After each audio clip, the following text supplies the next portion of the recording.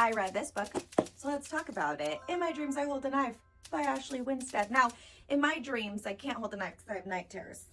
So, not allowed to have any weapons near me. This was my first Ashley Winstead. I really enjoyed this one, I'll say. I think that it reminded me a lot of Pretty Little Liars, like the whole way through. Not the book series, funnily enough. I just realized it is a book series, but the show. I've only watched the show.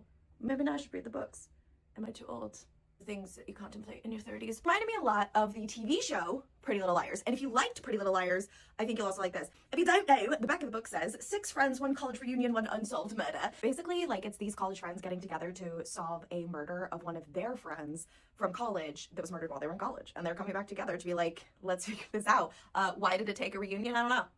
I don't know, you tell me. I was expecting it to read more adult, and it definitely read more like, who the fuck is A, you know? It's a Pretty Little Liars reference. There was definitely a few times where I was like, it could be this person, it could be that person, it could be bippity boppity or boo over there, you know? It was still really good. I couldn't predict anything that was happening, but you know, a mystery that's mysterious, gotta love her, gotta love her. It's just things where I was like, why did it take a college reunion for you guys to be like, maybe we should figure out her murder? Listen, if one of my friends is murdered, because I don't know if I can actually say murder on this app, but if one of my friends is, you best bet I'ma be doing nothing else until I figure out who done it. And then the dynamic between them all, the main character, the main girl that you follow, I'm like, I have so many questions about your morals, lady.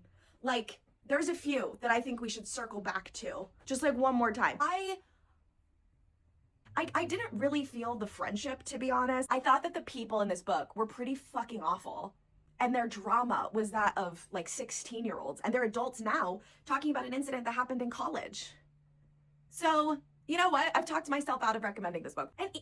Sorry, if somebody has read this, please DM me, because the ending, I just don't see why that choice was necessary. I feel other choices could have been made.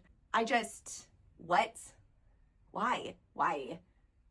It's not amongst my least favorite mystery. Well, is it? Now? I've talked myself into not liking it. The writing was good, which is why I liked it. I did enjoy the way that this author writes, and, you know, the friends, and